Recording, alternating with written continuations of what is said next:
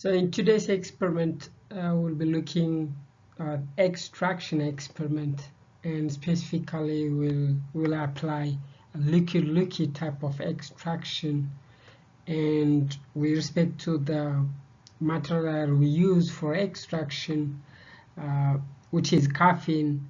And at the last step, we will apply the concept of sublimation to get our material. So today's experiment is about extraction of caffeine from tea leaves.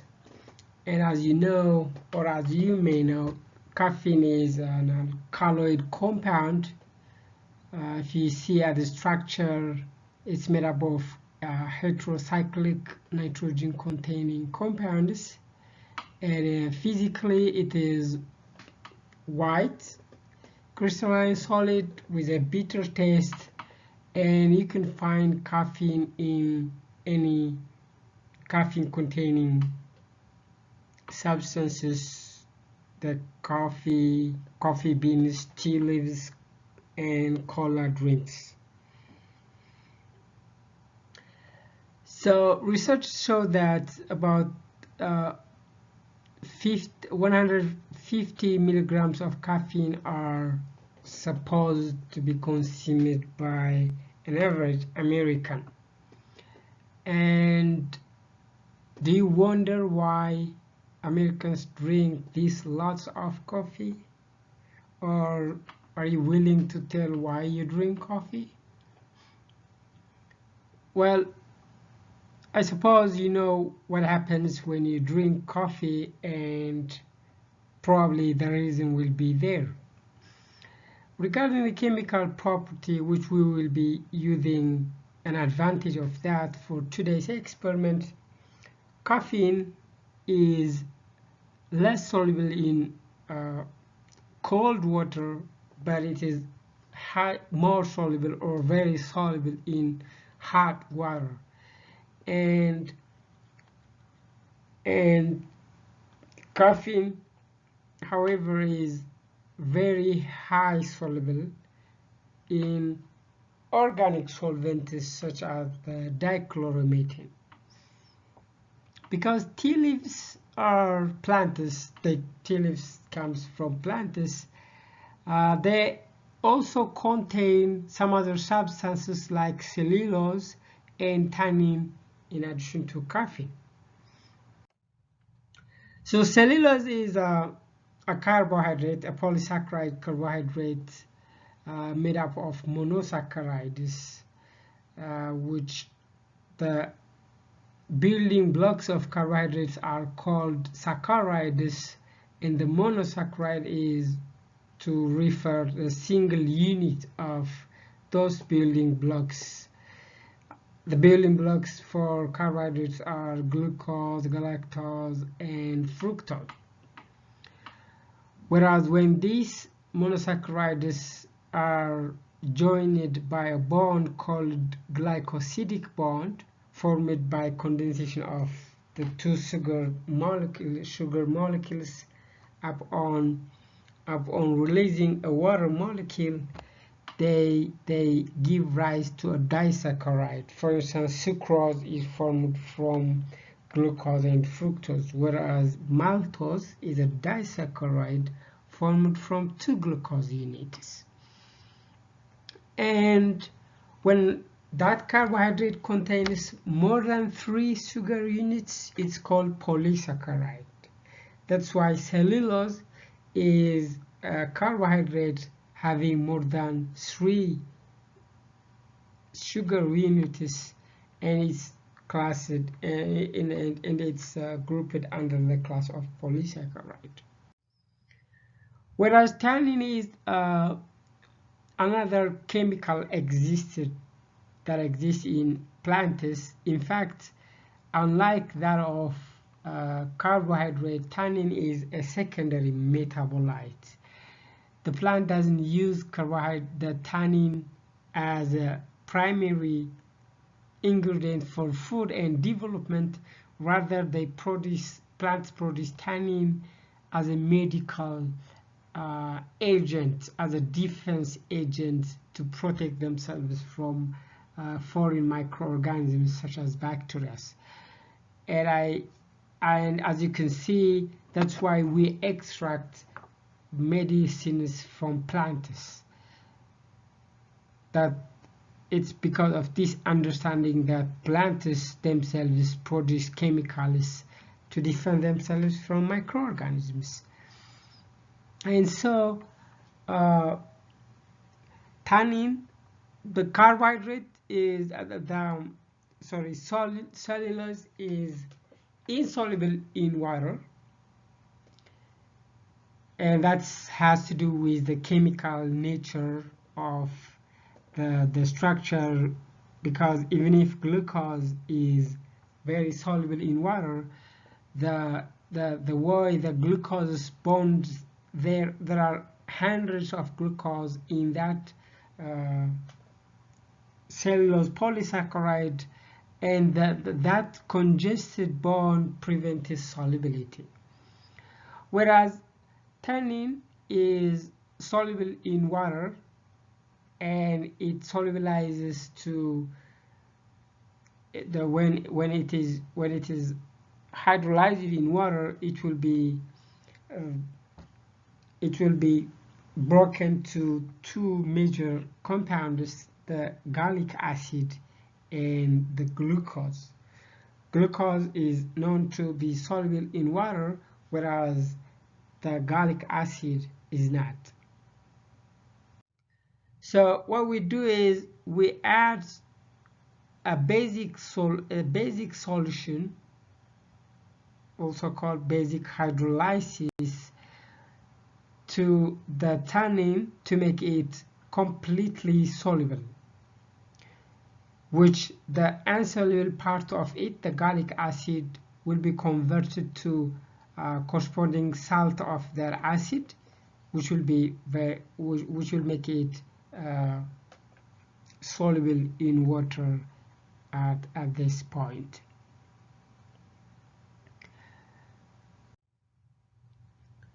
So within tea leaves, we will have three kinds of chemicals. Two of them are soluble, one of them is not soluble.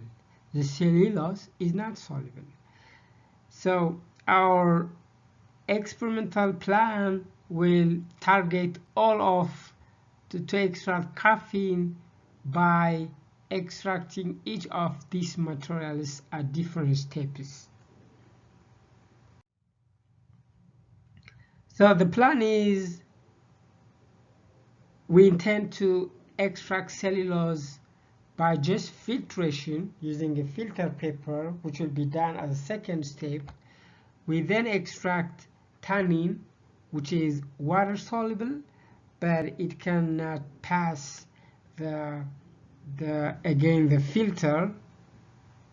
filter paper, but it's not filtered in the first step, but rather when we normally this tannin is separated during the extraction, because the tannin is more water soluble and it will go to the aqueous layer, whereas the caffeine is nonpolar, correspondingly relatively nonpolar compound. It will go to the organic layer. So in the separatory funnel, these two will be distributed in two of these immiscible solvents, and when you collect one of the solvents, then it means you collect one of these compounds. So in this experiment, we'll be using two major equipments, the separatory funnel and beakers, whereas we'll also be using our sample, the tea leaves, and chemicals such as sodium bicarbonate, and we may or may not also use magnesium sulfate, depending on the experiment on the how well you're doing the step. And a hot plate is necessary to just extract the tea in the beginning. And we will need also one ring stand, few clamps to make the setup, and we will be using additional 4 ml of dichloromethane solvent as a solvent in addition to the water. And then we'll need 2 right size beakers of different sizes, which one fits inside of the other. And of course we need some ice to do the sublimation. So the first one is to extract the tea, and we do this the same way we do it in our houses. We just need to we just need to add our sodium bicarbonate and dissolve it in 100 ml of water in the beaker, and then we make sure that the sodium bicarbonate is dissolved, and then we add our tea bags. To get about 10 grams of tea, we need to add 5 tea bags, and then we boil the water for about 20 minutes.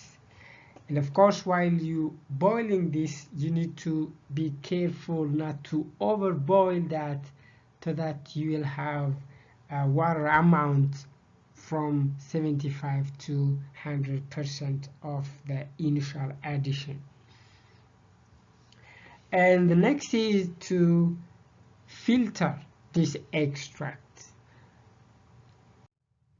We do the filtration in a vacuum, and you can set up the vacuum filtration setup the same way you see in the picture, which is also the same way we did while we were doing the recrystallization experiment. And here the important thing is you have all these apparatuses. However, you need to be careful to choose or to get the right size of each of these equipments. So the vacuum filtration works by sucking air. If the filtration is going to go the right way, the air must come from the mouth of the butcher and goes all the way to the vacuum. During this, if the rubber adapter is not right size, or if the vacuum knob is not right size, the air coming from the vacuum will suck from the outside, from the vacuum, from the environment, with the openings, with the leaks done from the mouth of the butcher. So the filtration will not be effective. So the point is, you have to tie everything so tightly so that you will undergo the filtration the right way. And to do that is to first choose right size equipment, including the rubber adapter, even the butcher. We have different sizes of butcher funnel, and you can also choose that according to the size of the opening of the suction flask. And in the third step, we come to the liquid extraction, and that will be done by first installing the separatory funnel with a ring clamp on a stand. And still, because we will be adding liquids into the separatory funnel, before you do that, make sure it's closed. In the picture, you see that the separatory funnel stop cork is open now, because it's parallel with the opening of the separatory funnel. It should be perpendicular if it is to be closed. Otherwise, when you add your solution, it will directly pour or spill in the table. So again, because the separatory funnel are often used and washed, you have to make sure that the stop cork is the right size for the separatory funnel.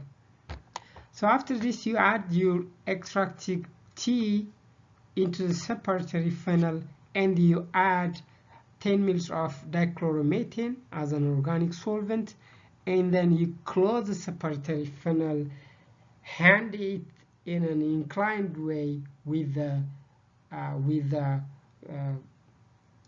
stopper facing down, so that you can shake it. You have to shake it 2 to 3 times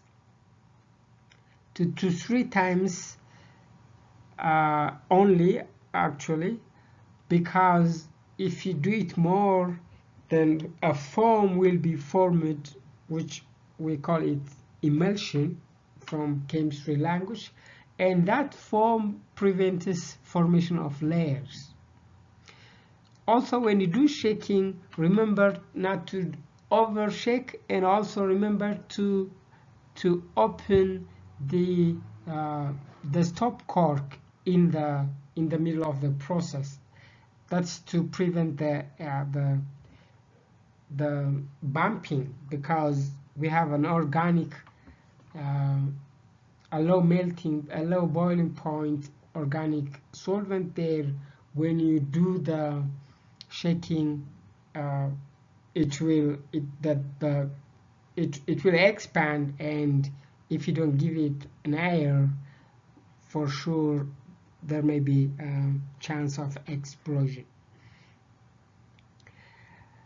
And so after the shaking, you let it to stand for some minutes, and you'll see 2 layers formed. Remove the bottom layer, the organic layer, into a separate dry clean beaker, and then proceed to the next step. Then the next step is that you have the organic layer from the separatory funnel, and then you filter that using stem funnel with a filter paper. And again, if you do the separation in the separatory funnel very carefully, you'll have very clean or colorless dichloromethane, of course, with caffeine containing in it. However, if you just add, or if you have drops of the above layer out of accident, then we have to dry it using magnesium sulfate before we go to the next steps. So the next step, as I told you, is to just filter the solution until you will have a colorless dichloromethane, and we go to our final step. So the final step is to heat this final product in the hot plate, and you have to heat it high so that all the solvents, the dichloromethane solvent, will be evaporated. So while you do this, you have to prepare the smaller beaker, and when you see the solvent is almost evaporating and almost to be finished, you can fill the smaller beaker with an ice and drop it to inside the bigger beaker in about ½ an inch above the bottom of it.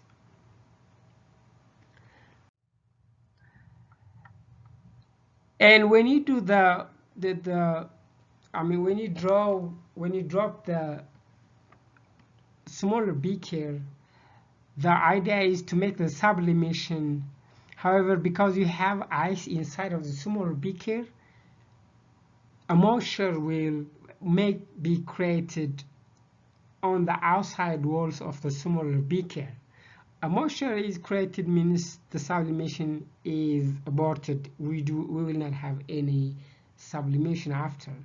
So normally when I do this experiment in my graduate studies, we do it with a vacuum, in a vacuum pump, which means that this will be done in a Erlenmeyer flask connected to a vacuum, so that we will not have a moisture. But because here we're doing it as in a separate way, you can remove any moisture. If you see any moisture, using any clean dry tool or cloth or any